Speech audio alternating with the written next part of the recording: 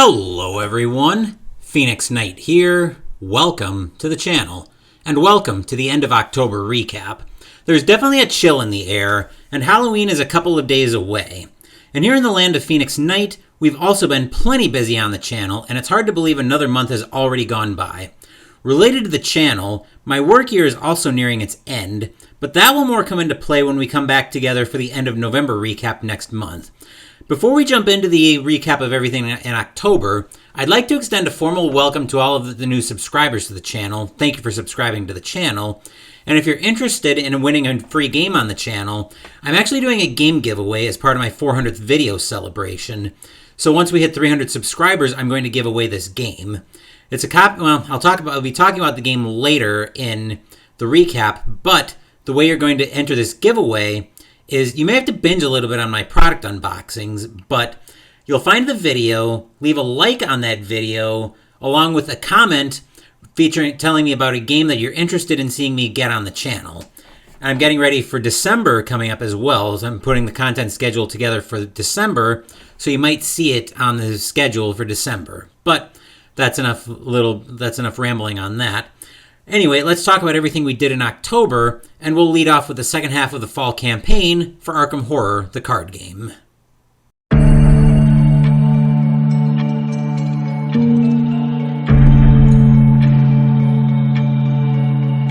For those of you who weren't here for the end of September recap, the fall campaign for Arkham Horror, the card game this year, was Return to the Path to Carcosa.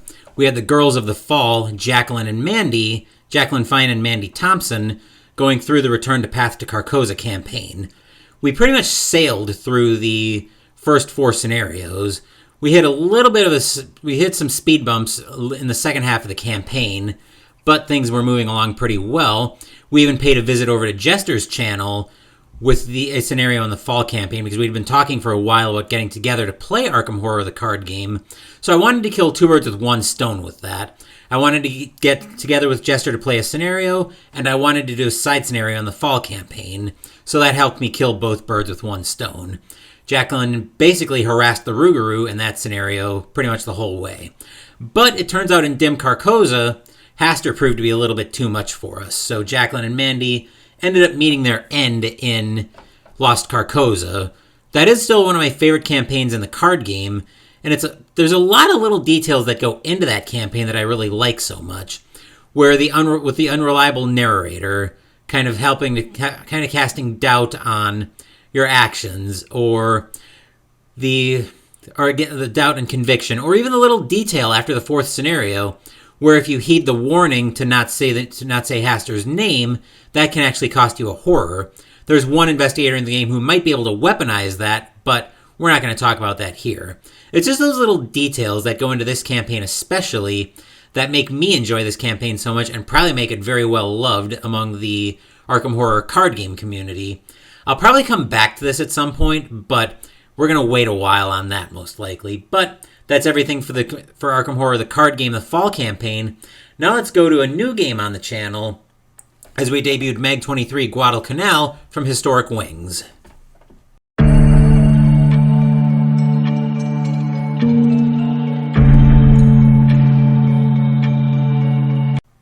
Mag 23 Guadalcanal from Historic Wings dumps you into the middle of the Guadalcanal battle against the Japanese during World War II, one of the first big Pacific battles in the war, where you take control of a U.S. fighter squadron trying to stop the Japanese from basically taking control of Guadalcanal.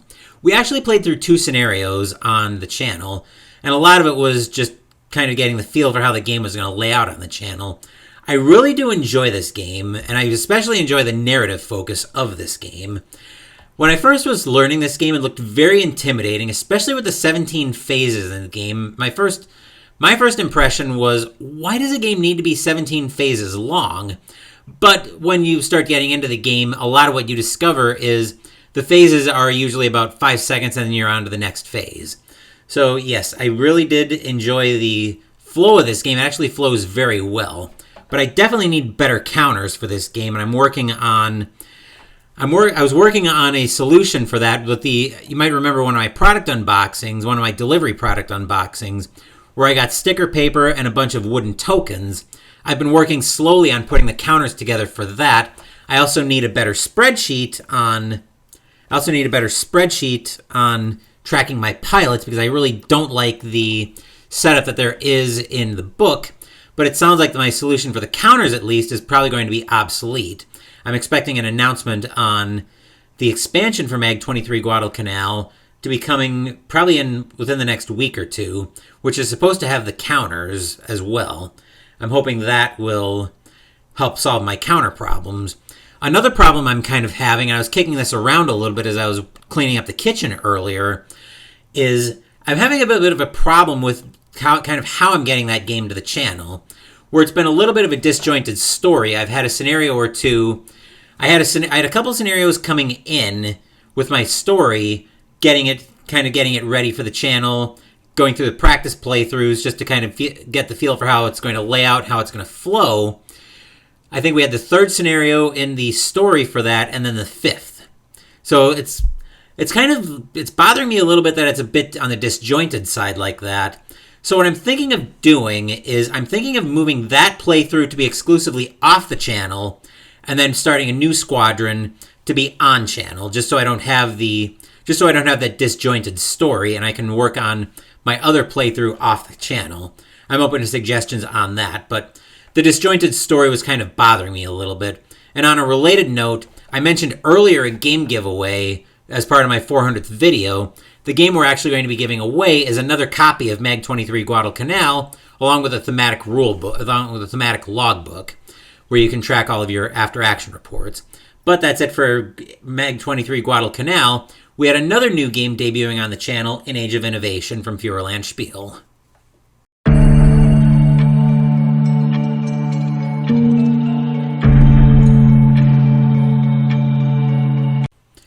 Age of Innovation from Fuhrerland Spiel is another game set in the Terra Mystica universe where you're trying to build out your living space for whatever faction you're playing as. You'll notice a lot of very familiar Terra Mystica vibes in this game. The innovations and what were they called? It's like the tech tiles from Gaia Project. The competencies, I think, or something like that. I really enjoyed that flavor. It definitely felt like they took the best of Terra Mystica and the best of Gaia Project and meshed them together into one, and I really enjoy that. We didn't get a chance to use any of the innovations, but they look very interesting and can definitely impact your strategy. I also like the variable palace tiles, where you can get different stuff during the income phase rather than just a standard, you gain a burst of power and usually get some kind of one-off action, where you can actually, depending on what you get, you can really tailor your strategy to take the best advantage of those variable palace tokens. And the fact that there's a lot of them in the box means there's a lot of replayability in this game. But that's it for Age of Innovation, and you can probably tell it's going to be ranked fairly high on my top 100 games of all time list. But that's it for Age of Innovation. Now let's revisit Aeon's End from Indie Boards and Cards.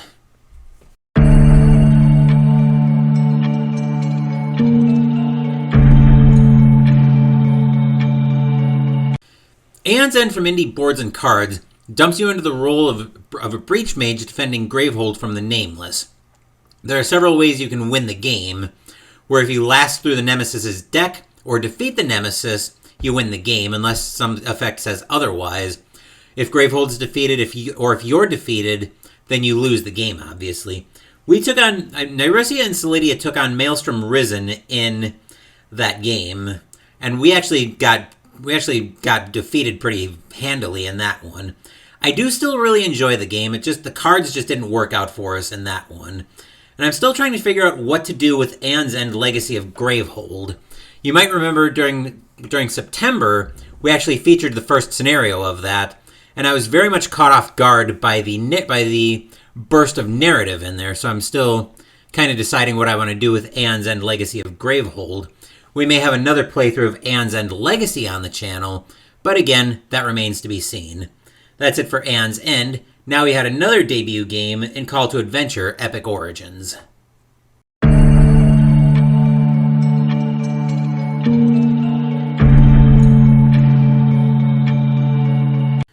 Call to Adventure Epic Origins from Brotherwise Games puts you in the role of a developing hero where you've got to develop your backstory. This one's different from Call to Adventure and Call to Adventure the Stormlight Archive in that there's actually a campaign focus in this one, which I really like, and I might run through that on the channel. I haven't completely decided yet. We did manage to defeat the Dark Lord and his consort in this scenario, and I came up with a very terrible backstory for my hero, but it was something that I really had a hard time putting together for this one. I don't know what it was. My creativity just wasn't there that night, but sometimes that's what happens. And as I mentioned, I really do enjoy the universe and the campaign focus, so I could see this one getting to the channel again. Last up for the games, let's recap the Greatest Boxer Tournament in Title Bout 2.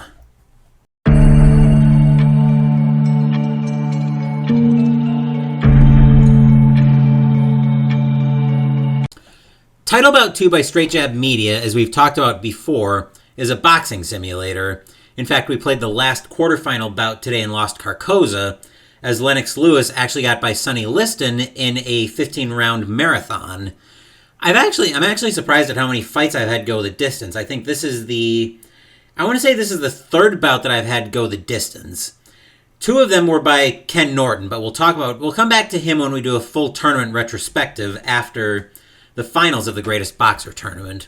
So let's take a look at the current brackets. The semifinals are all set. Oop, not that screen. We want to go here.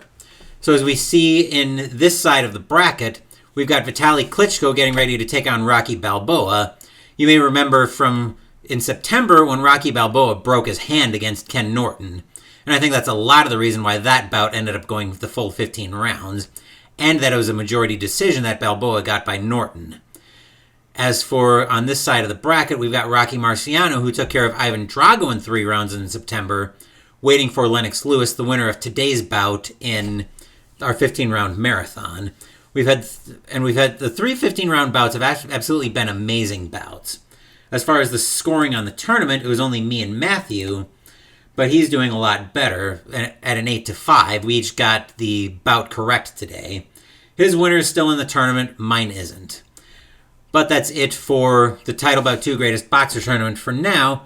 Next, let's recap Mystical Munchies.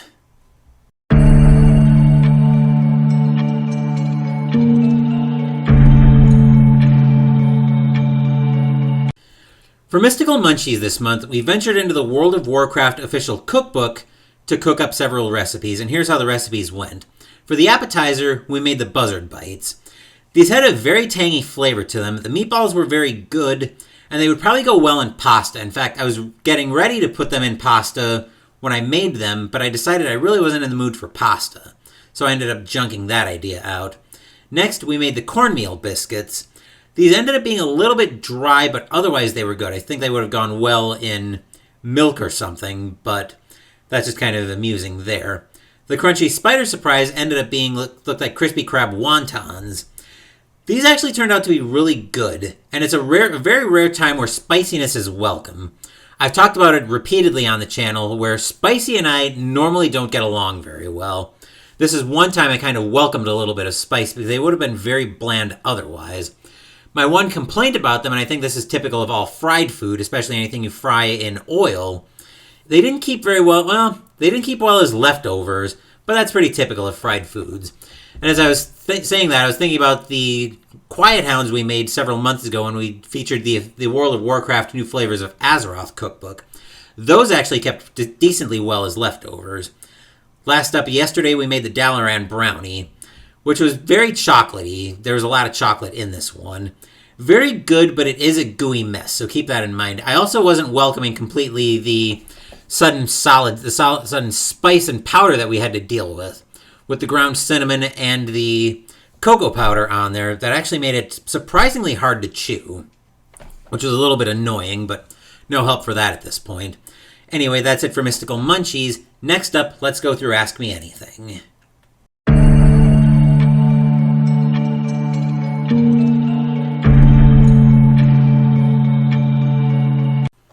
For those of you who are new to the channel, Ask Me Anything is a segment where you can ask me questions, anything you might want me to answer, and as long as it's not too personal, I'll usually answer it during the end of September, during the end of month recap.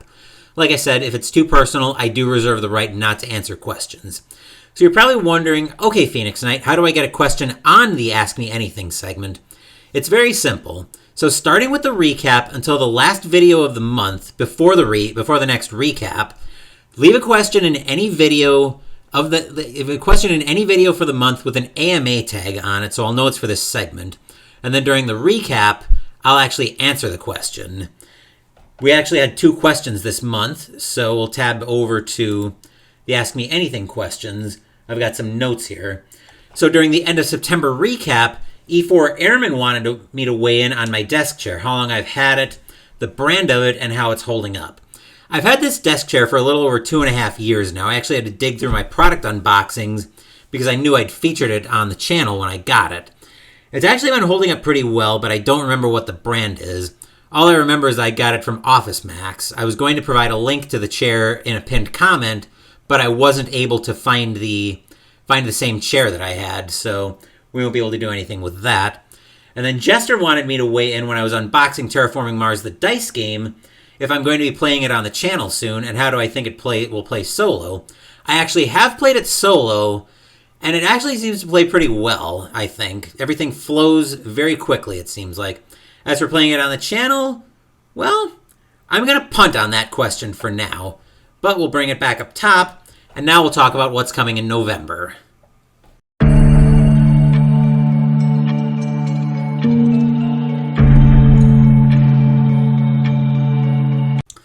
We're going to feature a lot of new games on the channel in the first half of November.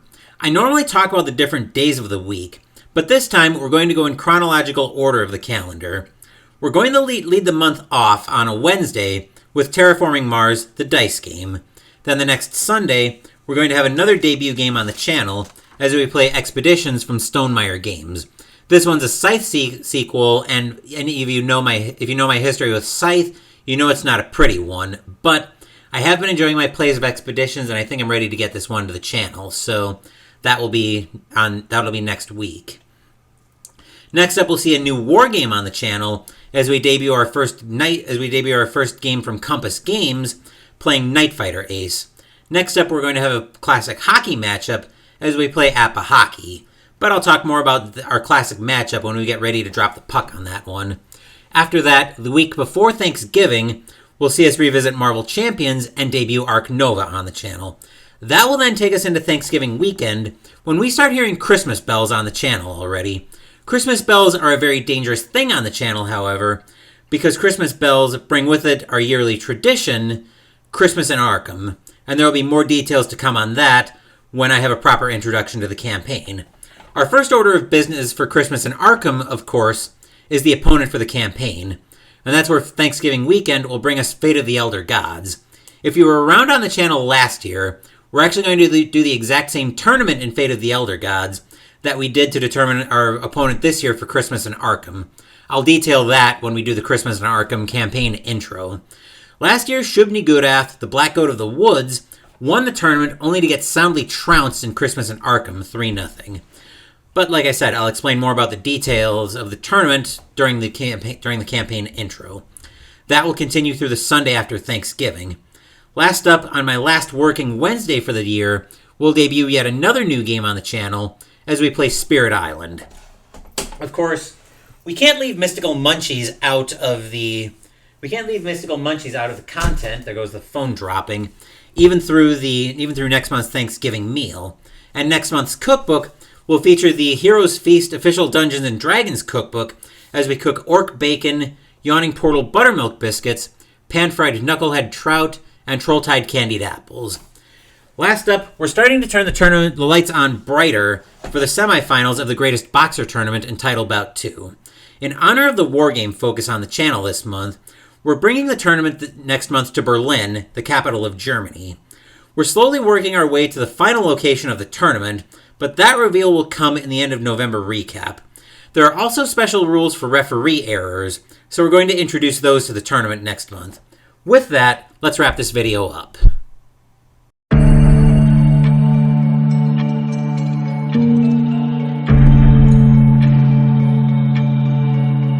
That's the end of October recap. A stacked November roster waits for us on the channel, and we're not going to waste any time getting into it. Wednesday will see us debut Terraforming Mars, the dice game. Saturday will see us start the Heroes Feast cookbook with Mystical Munchies with the appetizer, Orc Bacon. And then Sunday we'll have another debut game on the channel as we continue New Game November by playing Expeditions from Stonemaier Games. Thank you for watching the video. Please give the video a thumbs up and subscribe to the channel. Be sure to turn on notifications so you get my content. Be well, stay safe, take care of yourselves and your loved ones, and I'll be back with more videos in the future. Until then, take care everyone.